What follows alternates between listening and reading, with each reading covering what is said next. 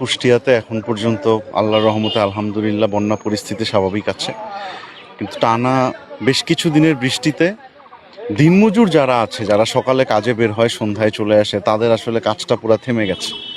তো তাদের কথা চিন্তা করে আমাদের এই উদ্যোগ। আমরা আজকে কুষ্টিয়া সেক্টরের অধীনে আজকে প্রাকপুর বিওপির অন্তর্গত এলাকাতে 100 জন দিনমজুরের মাঝখানেই বেসিক্যালি এই খাদ্য সামগ্রী বিতরণ করেছি। এই কার্যক্রম পুরা বর্ষার মৌসুমেই আমরা কন্টিনিউ করব। সামনে যদি বন্যার পরিস্থিতি আর অবনতি হয়, সেখানে আরও এক্সটেন্সিভলি আমরা এই কার্যক্রম চালাবো আর কি। এটা জাস্ট শুধুমাত্র সীমান্তের যারা দিনমজুর আছে তাদের কথা চিন্তা করে, সীমান্ত রক্ষার পাশাপাশি চোরাচালান প্রতিরোধের পাশাপাশি আমরা সবসময় চেষ্টা করি সীমান্তের মানুষের পাশে দাঁড়ানোর জন্য। আর এই সীমান্তের মানুষগুলো যে কোনো পরিস্থিতিতে সর্বদা বিজিবির ডাকে সাড়া দিয়েছেন, সবসময় বিজিবির পাশে দাঁড়িয়েছেন। তো সেই তাদের দায়িত্ববোধ, আমাদের দায়িত্ববোধ, দুইটা মিলেমিশে একসাথে আসলে আমাদের সকল প্রকার কার্যক্রম আমরা চালানোর চেষ্টা করি।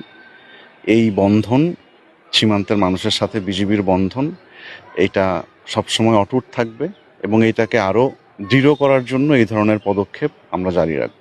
বর্তমানে সীমান্ত পরিস্থিতি স্বাভাবিক আছে। বর্ষার মৌসুমে সীমান্তের রাস্তাঘাটের একটু ক্ষতিগ্রস্ত হয়েছে, যেদিক দিয়ে চলাচল করতে একটু কষ্ট হয়, বাট এছাড়া সীমান্তের সার্বিক পরিস্থিতি এখন মোটামুটি স্বাভাবিক আছে। কুষ্টিয়া সীমান্তে যতগুলি পুশিনের চেষ্টা করা হয়েছে, আমাদের হিসাব মতো এখন পর্যন্ত 11 বার চেষ্টা করা হয়েছে। আমরা স্থানীয় জনগণের সহায়তায় প্রত্যেকবারই তা প্রতিহত করতে সক্ষম হয়েছি। এখন আপাতত সীমান্তে পুশিনের অপচেষ্টার কিছুটা কমেছে।